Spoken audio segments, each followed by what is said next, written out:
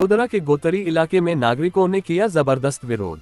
इलाके में बन रहे इलेक्ट्रिक बस चार्जिंग डिपो और सिटी बस डिपो के खिलाफ स्थानीय रहवासियों ने आज पोस्टर बैनर लेकर विरोध प्रदर्शन किया।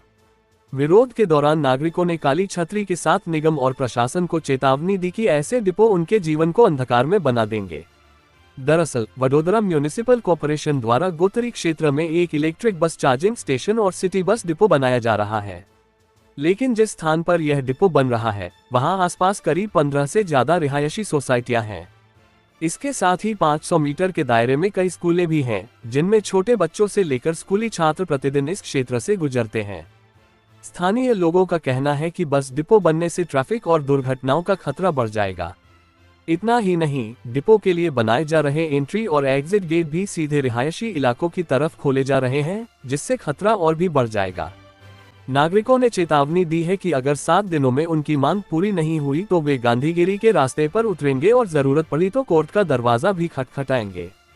प्रदर्शन स्थल पर वार्ड नंबर 10 के कॉर्पोरेटर और स्टैंडिंग कमेटी के सदस्य नितिन भाई डोंगा भी पहुंचे और उन्होंने आश्वासन दिया कि यह सिटी बस डिपो यहां नहीं बनेगा।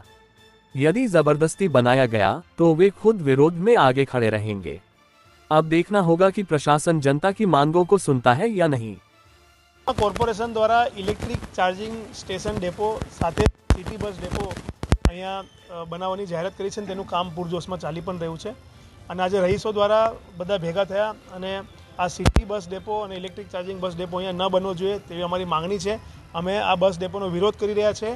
આજે પોસ્ટર સાથે અમે દેખાવો કર્યા ગાંધી ચિંધ્યા માર્ગે શાંતિપૂર્વક આ દેખાવો અમારા હતા અને અમારી માંગણી એટલી જ છે કે સિટી બસ ડેપો કે ઇલેક્ટ્રિક ચાર્જિંગ બસ ડેપો અહીંયા બનશે તો આસપાસના રહીશો અહીંયા જે લોકો રહે છે તેમને ખૂબ મુશ્કેલી વેઠવી પડશે અને કંઈક અહીંયા આગળ જે ચાર્જિંગ સ્ટેશન સાથે સાથે અહીંયા આગળ એક સિટી બસ ડેપો બી બની રહ્યો છે।